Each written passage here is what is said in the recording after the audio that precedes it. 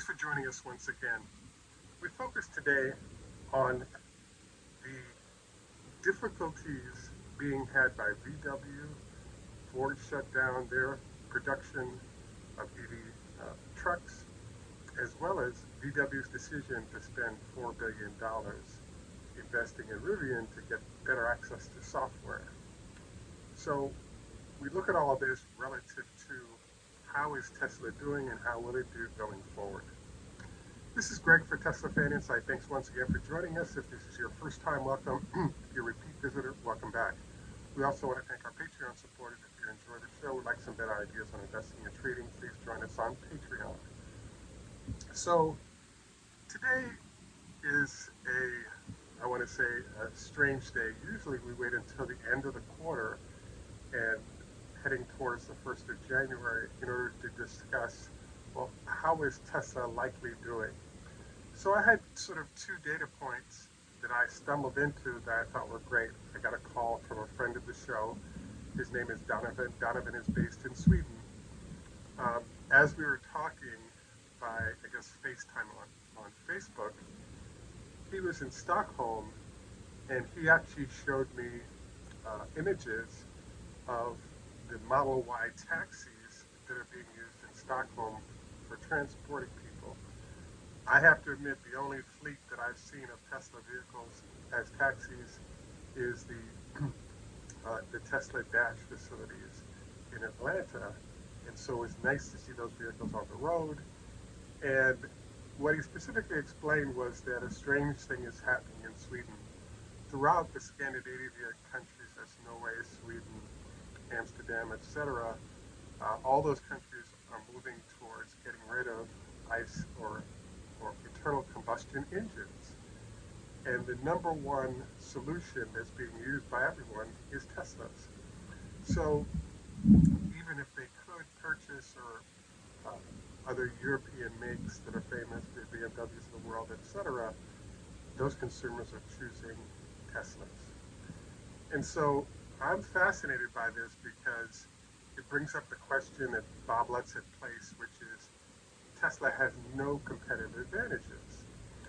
Well, one of those competitive advantages that Tesla supposedly does not have, as Bob articulated, is in the software space. I had a chance to sort of briefly interview last year one of the top executives of VW North America, and I asked him if he had done any programming, and he said no. And I was kind of surprised by that, because if you do some programming, not a whole bunch, what you learn about, I'd say one of the biggest lessons, is anytime you build new software, you have this challenge, which is 40% of the budget that you have is in finding and fixing bugs. So there are many ways to deal with this problem. Obviously, one of them, chasing all those bugs. Another route which Tesla uses is they're using open source software, and it helps with the bug problem because the software is already being tested, and you could do some modular put-togethers of already tested software to get your solution done. So I was kind of intrigued by hearing this because, in essence, VW said we're going to hire 6,000 programmers and we'll close the programming gap between Tesla and VW Group. And the results of all that is that CEO got fired, and they've had a lot of problems with their vehicles, hence the Rivian investment. I do believe that sometime in the next year, Rivian will end up being bought by VW Group, one, for the software advantage, two, for the technology executives advantage that would come with the purchase, and three, Rivian is losing $30,000 per vehicle, and I just can't see how long you can keep doing that and stay in business doing so. So it'll be interesting to see how all this plays out. But the second point that I wanted to make today in terms of what this is supposed to be primarily is a channel check, is I had a chance to get a ride from a Uber driver who is driving a Model Y, white in this case. And what he shared with me was that he really enjoyed his vehicles. He had no plans to go back to an ICE vehicle. The one thing that he does in 3 years, he's got 180,000 miles on his vehicle.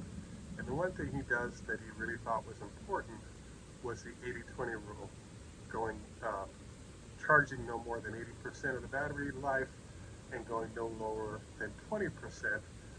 And this optimizes sort of the life cycle of the battery, which is something that you might want to consider if you're a Tesla owner. The other thing he shared I thought was interesting was that we had a conversation about tires. Tesla comes with the Continentals, and he pointed out that the Continentals are actually very smooth, and he liked that. It's a heavy car, and it's not as stiff a ride for the passengers and himself. What he also pointed out, though, was that the Goodyears are getting 70,000 miles of range. So I wanted to encourage you to think about that as well. That extra range might be useful going forward. At any rate, I wanted to note that what we were trying to do was assess, well, how is Tesla doing in terms of competing? At least in Europe, Tesla's doing great.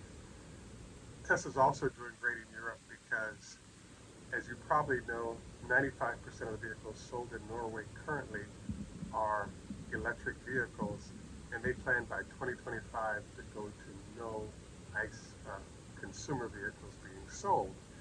So the answer is that in certain places, the rules are still in place where Tesla is the best solution, and in terms of market share and what customers are choosing to buy, Tesla is the dominant product in those spaces. The other note here is that the U.S. has a $7,500 tax credit that's supposed to be non-existent under Mr. Trump, and we'll see what happens with that. If it sticks around, obviously Tesla still benefits from the impact of sales. If it doesn't, obviously I believe that will somewhat affect the numbers of vehicles that are being sold, and could affect going forward sort of stock price a little bit as consumers try to figure out how that's all going to play out. So overall, what I was hunting for here was to identify how is Tesla doing by starting the process of talking to consumers and seeing where they're at. One other piece of data that's come out is that about 42% of the people who chose all electric vehicles have decided to go back to ICE vehicles. When I asked my Uber driver about this, he said he thought the Tesla number was about 25% returning to ICE vehicles after their lease expired or after a few years. So it's kind of interesting to keep track of where we are and where we're headed, and I'm really looking forward to getting your input on what are your friends saying? Are they saying I'm interested in staying in electric? Are they trying to get a ride in your vehicle, decided if they wanted to buy it? But one other note that I wanted to add to the discussion is, according to our Swedish contact, Donovan, there are several variables impacting decision making. Number one, no problem finding charging anywhere. I was surprised, number two, the cost of Tesla electricity is actually lower than the cost of gasoline. So there's a number of benefits that are accruing in Europe that we may not have in the United States that are influencing sales, but I expect sales to stay strong. So overall, I just wanted to share, Bob Lutz predicted the 100 different vehicles being introduced by large competitors of Tesla. The outcome has been that those competitors do exist, but what if their software doesn't work properly? Or they didn't manage the supplies of chips, and that's also affecting whether or not consumers get the features they want in their vehicles in a timely fashion because of the chip shortages caused by COVID. At any rate, we very much look forward to your comments on this. This is the end of our Tesla discussion for today. We next want to switch over to our health tips. As you know, 25 leg lifts a day to maintain the strength of your quads and reduce problems with your knees. Also wanted to encourage a 20-minute walk at least each morning, recommended certified doctor from Georgetown. And the rest of our recommendations are below. Wanted to encourage you to take a look at those. My biggest lesson that I've been working on of late is stretching. So one recommendation was each morning to simply put your arms across and over your head, and then similar to the side as a way to get a good stretch. It doesn't take a lot of time. Wanted to highly encourage and recommend. Once again, thanks for joining us. This is Greg for Teslafaninsight. Happy holidays. Just before I make it roll,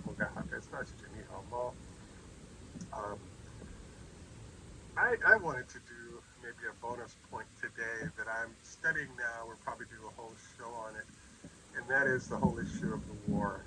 As you know, Israel's just signed an agreement with Hezbollah, and we'll see if that sticks around.